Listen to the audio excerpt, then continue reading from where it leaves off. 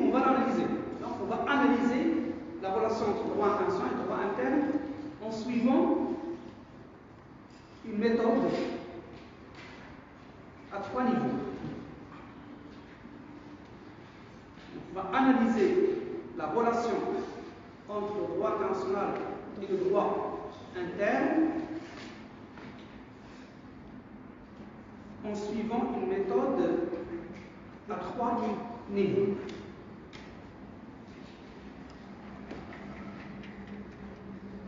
Premier niveau, c'est le niveau doctrinal. Doctrinal. Doctrine, doctrine. Et ce sont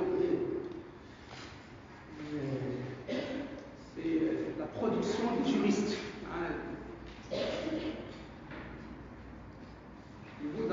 Donc, premier niveau, niveau doctrinal. Deuxième niveau, c'est le niveau constitutionnel. Constitutionnel, historique. Et troisième niveau, c'est le niveau judiciaire. Donc, 3 niveaux, lesquels? Doctrinal, constitutionnel, judiciaire. Constitutionnel, Judiciaire. Et judiciaire. Pourquoi ces 3 niveaux? Parce qu'il faut remonter à la base. On va commencer par la doctrine. Doctrine, voir les implications de cette doctrine sur la Constitution, enfin sur les choix. Ça va, vous comprenez bien? Sur les choix constitutionnels, regarde, et puis le niveau 3, c'est le niveau judiciaire, c'est le niveau pratique. Au niveau de la pratique,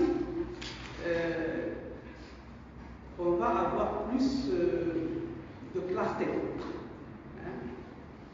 pour bien comprendre cette relation assez complexe entre le droit international et le droit interne.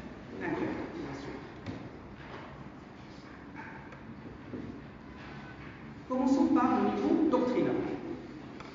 Pour faciliter un peu la question, il y a d'une part un courant qui considère que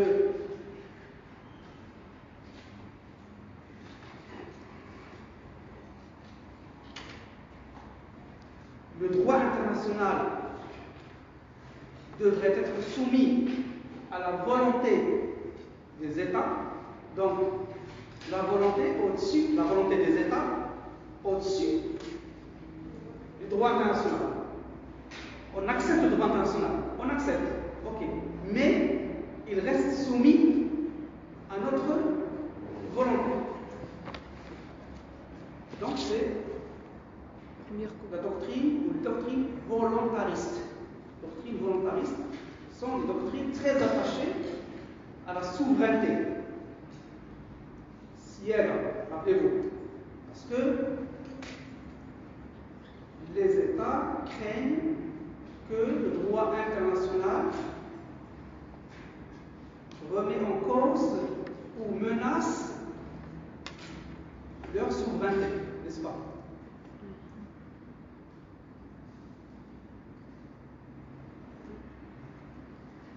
Parce que finalement, si tout est régi par le droit international, qu'est-ce qu'il reste aux États de faire?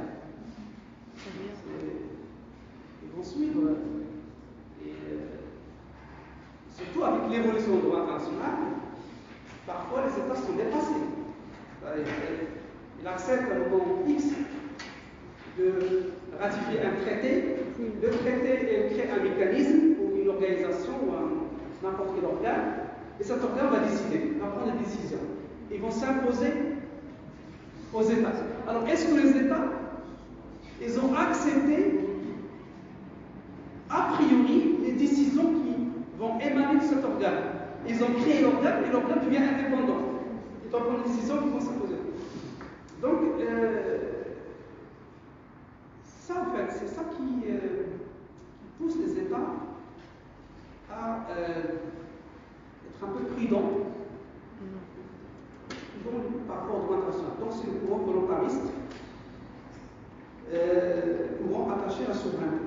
Deuxième courant doctrinal,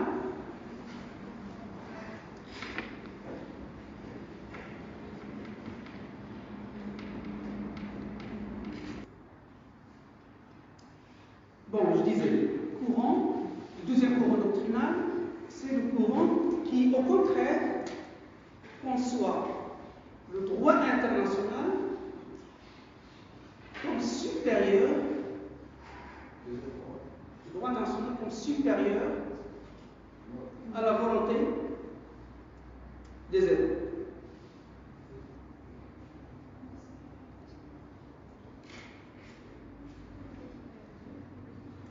En d'autres termes, le droit international va s'imposer sur la volonté des États, ça va limiter la volonté d'abord, va limiter la volonté, et ensuite les États ne peuvent pas contredire le droit international. Ils ne peuvent pas aller dans le sens inverse. Ils ne peuvent pas faire marche arrière. Pour dire les choses, ils ne peuvent pas faire marche arrière. Voyez, le droit international, c'est une machine qui va compresser donc la volonté des États. Et ça va aboutir finalement donc à une prééminence totale du droit international sur la souveraineté. Alors c'est une conception souple de la souveraineté. Pour les États, ils ne vont pas jeter la souveraineté une fois pour toutes. Évidemment, la souveraineté, tant qu'il y a des États, il restera toujours la souveraineté. C'est au moment où il n'y a plus de souveraineté, c'est la fin des États. C'est pour ça qu'en Europe, ils peuvent sortir de l'Union européenne. Parce que ils voient que leur souveraineté est dérobée, elle est volée par les instances de l'Union européenne. Ils ne peuvent rien faire. Ils ne peuvent rien faire au niveau de la législation. Ils n'ont qu'à harmoniser. Tout ce qu'ils ont à faire, harmoniser. Mais bon, donc la question du droit international, c'est un idéal. Un idéal de justice, de paix, de solidarité. Mais ça reste quand même très relatif, très fragile. Même au niveau national, quand on dit société au niveau national, ça ne résout pas les problèmes.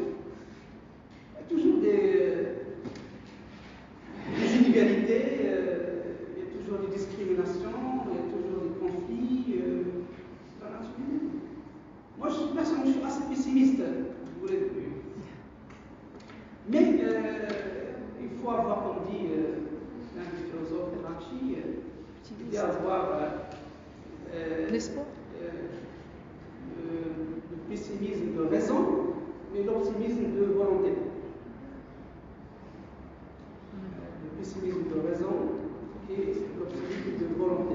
Même en étant pessimiste au niveau rationnel, mais il faut toujours garder la volonté de changer les choses. C'est à travers le droit international. Mais quel droit nous voulons? Quel droit international? Parce que le droit international, selon l'Amérique, c'est pas le droit international, selon la Chine, par exemple, ou la Russie, ou les pays du Sud, en développement.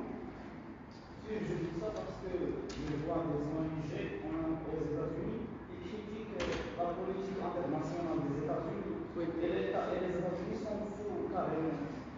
Donc, mais en même temps, il fait des alliances avec l'Europe et ça marche comme ça. Mais c'est juste des ONG de façade. C'est-à-dire que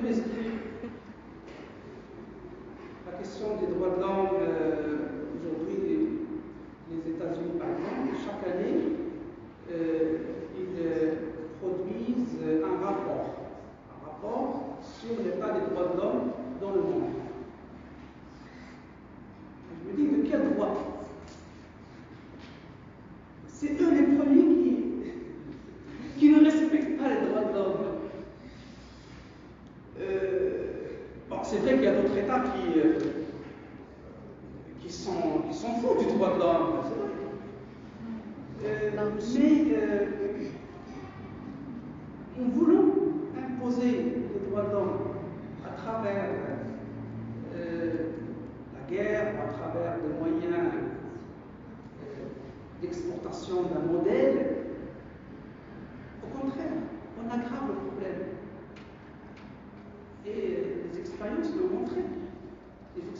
soit en Irak, en Afghanistan, en Afrique.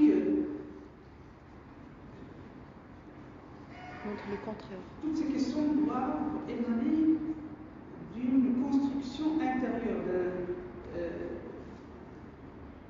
d'une conflictualité, d'un débat au sein des États, au sein des sociétés.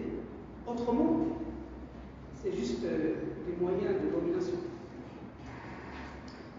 Donc j'ai dit, le deuxième courant doctrinal, c'est le courant non volontariste.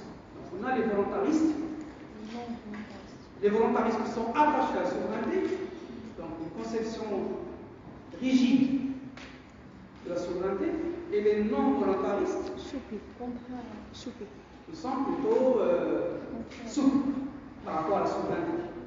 Ils acceptent donc que le droit international puisse limiter et dicter la volonté des États.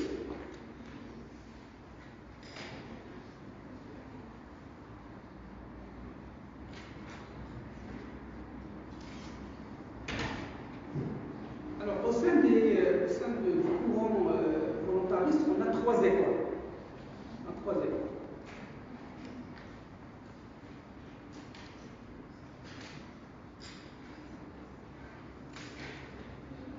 Je vais en parler rapidement. Parce qu'au départ, le droit international n'était pas considéré vraiment comme un droit vraiment obligatoire. C'est le temps qu'il a pris. Le droit international, pour certains, c'était un droit de coordination. Mais au moment où on a voulu vraiment construire le droit international contraignant, le droit international contraignant, c'est obligatoire. La première école doctrinale, c'était la doctrine de l'auto-limitation. Auto-limitation. Donc les États s'auto-limitent. Donc c'est eux-mêmes qui acceptent de s'imposer une limitation ou une contrainte à leur souveraineté, à leur volonté.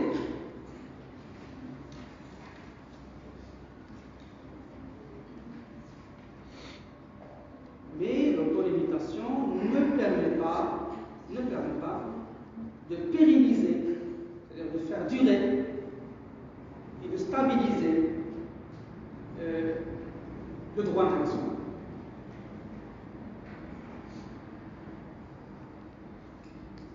L'autolimitation n'est pas suffisante. Parce que un État qui s'autolimite aujourd'hui pourrait demain renoncer à son autolimitation. Il va se dire non, aujourd'hui, je retire l'autolimitation et donc je reviens au moment avant l'autolimitation. Je reviens à mon choix, à ma volonté. Donc si l'autolimitation, c'était quand même une première technique, si vous voulez, juridique, pour donner corps au droit international, mais c'était pas assez, pas suffisant. Donc deuxième école, qui est plus compacte, c'est l'école de la volonté commune. L'école de la volonté commune.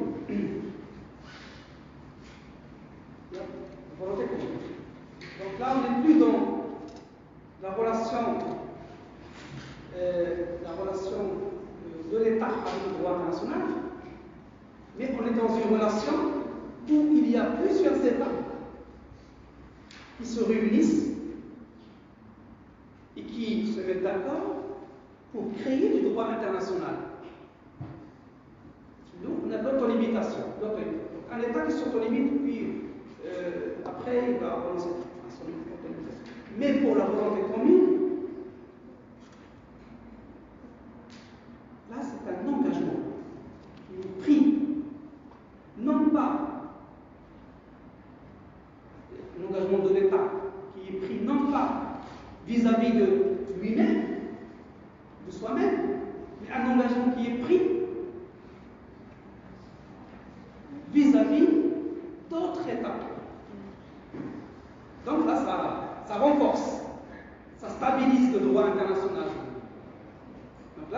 pacta sunt servanda, donc les engagements doivent être respectés. Donc, parce que le droit international est devenu une source, pas une source, un produit de la volonté commune. Mais là aussi, ce n'est pas suffisant. C'est pas suffisant parce que les États qui ont accepté la volonté commune, ils peuvent ultérieurement renoncer, peuvent retirer la volonté commune, peuvent se mettre d'accord pour que cette volonté commune s'arrête. Et donc, on va retourner donc à l'état d'avant, l'état du droit international comme droit uniquement de coordination, sincère. Parce que là, on s'achemine vers un droit contraignant. C'est-à-dire, ils aiment le droit contraignant. Obligatoire. Hein? Obligatoire. Obligatoire. Contraignant. Troisième école, c'est l'école du positivisme volontariste.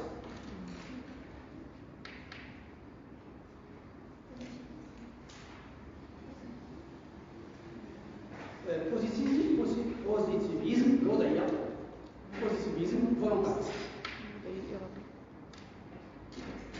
Vous savez très bien que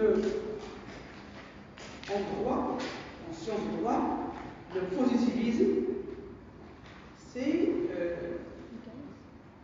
le moment où on est passé du droit naturel à un droit positif.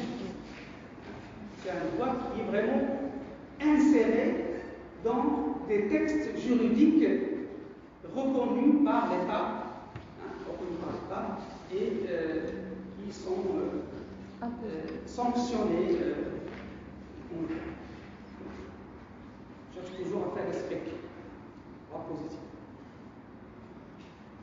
Le droit positif, c'est aussi un droit qui est, on va dire, libéré des considérations extra-juridiques, considérations morales, sociales, etc. Donc c'est un droit qui écrit, qui s'insère dans une architecture, dans une pyramide de normes, qui est reconnue par l'État. Et donc, ce qu'on va faire là, c'est, pour le positivisme volontariste, on va dire oui, ok, le droit international est contraignant, mais on va lui donner une place, lui donner, on dit, une place, laquelle, un statut, dans le système juridique national.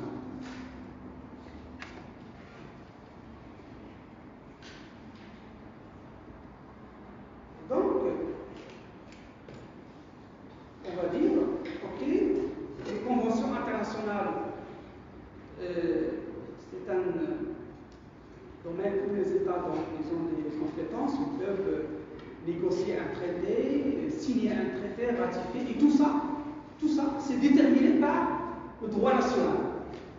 C'est le droit national qui détermine toutes les procédures, les conditions de la création du droit international. Donc là, on va imposer, évidemment, si vous voulez, l'aval. On va poser comme le visa de l'État. On va restreindre le droit international, on va essayer de l'insérer, peut-être le coincer, si vous voulez, dans une sorte de pyramide de normes. Et on va dire que le droit international ne devrait jamais primer sur la Constitution. Ça, c'est donc, dans une pyramide de normes,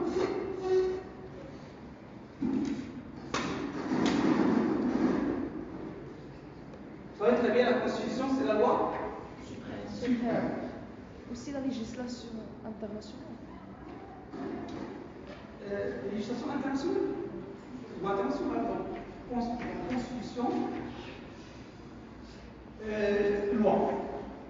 Loi organique, loi.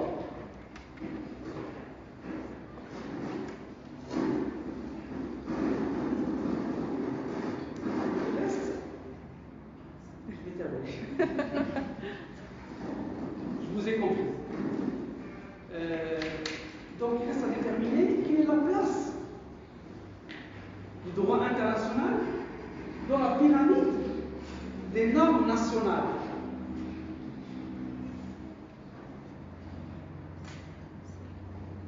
Je vais vous dire, il ne faut pas tout mélanger. Il ne faut pas tout mélanger. C'est-à-dire qu'il faut faire barrière. Au niveau du droit international et du droit interne, il faut faire barrière. Parce que là, il y a la souveraineté. Là, il y a l'État.